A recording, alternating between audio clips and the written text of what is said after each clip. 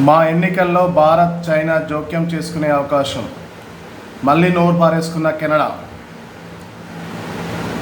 కెనడాలో ఏప్రిల్లో జరిగే ఎన్నికల్లో భారత్ చైనా జోక్యం చేసుకునే అవకాశాలు ఉన్నాయంటూ ఆ దేశ స్పై ఏజెన్సీ సంచలన ఆరోపణలు చేసింది. అదే భారత్ కెనడా మధ్య దౌత్య వివాదం కొనసాగుతున్న వేళ ఒట్టావో మరోసారి న్యూఢిల్లీపై నోరు పారేసుకుంది. కెనడాలో త్వరలో జరిగే సార్వత్రిక ఎన్నికల్లో భారత్ చైనా జోక్యం చేసుకునే అవకాశం ఉందని ఆ దేశ స్పై ఏజెన్సీ ఆరోపించింది. రష్యా, పాకిస్తాన్ కూడా ప్రయత్నం చేయవచ్చు అని అనుమానాలు వ్యక్తం చేసింది. Canadian security intelligence service deputy director Vanessa Lloyd మీడియాతో మాట్లాడుతూ ఈ వ్యాఖ్యలు చేశారు. త్వరలో మా దేశంలో జరగబోయే ప్రజాస్వామ్య ప్రక్రియలో జోక్యం చేసుకునేందుకు శత్రు నాయకులు కృత్రిమ మేఘ సాధనాలను ఉపయోగిస్తున్నట్లు మాకు సమాచారం ఉంది. చైనా ప్రభుత్వం ఈ ప్రయత్నాలను చేసేందుకు అధిక అవకాశాలని, భారత్ ప్రభుత్వానికి కూడా ఆ సామర్థ్యం ఉందని లాయిడ్ ఆరోపించారు.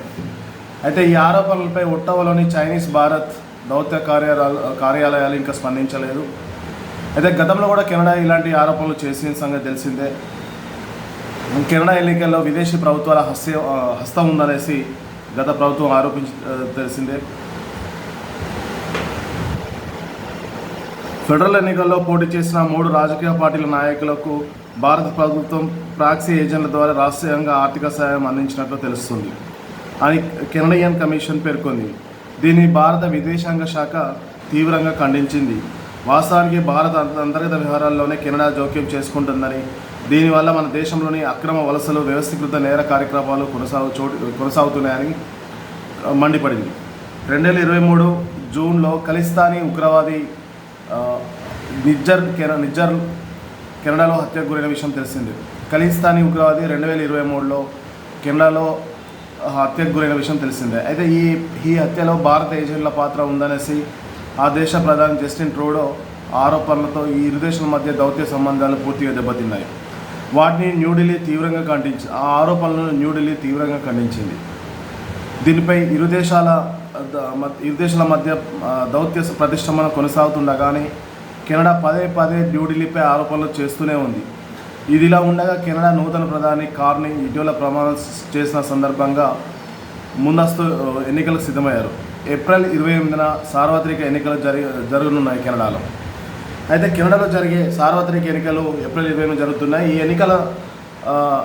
ఎన్నికల్లో భారత్, చైనా జోక్యం చేసుకునే అవకాశాలు ఉన్నాయనేసి అక్కడ స్పై ఏజెన్సీ సంస్థ వెల్లడించింది. అయితే ఇలాంటి ఆరోపణలు కెనడా ఇదివరకు కూడా ఆరోపణలు చేసిన సంగతి తెలిసిందే.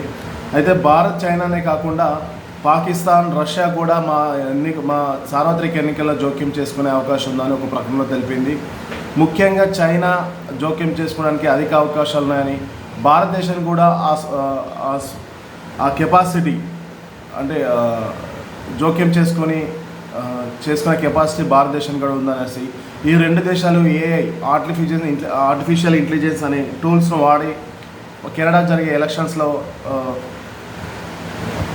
జోక్యం చేసుకునే అవకాశాలు ఉన్నాయనేసి కెనడా స్పై ఏజెన్సీ వెల్లడించింది. అయితే భారత్, కెనడా మధ్య దౌత్య సంబంధాలు 2023 ఖలిస్తానీ ఉగ్రవాది నిజ్జర్ హత్యతో ఈ సంబంధాలు పూర్తిగా దెబ్బతిన్నాయి. అప్పుడు ఆ దేశ ప్రధాని జస్టిన్ ట్రూడో చేసిన ఆరోపణలే దీనికి కారణం. ఒకసారి విలేకరులతో మాట్లాడుతూ జస్టిన్ ట్రూడో కెనడా పౌరుడు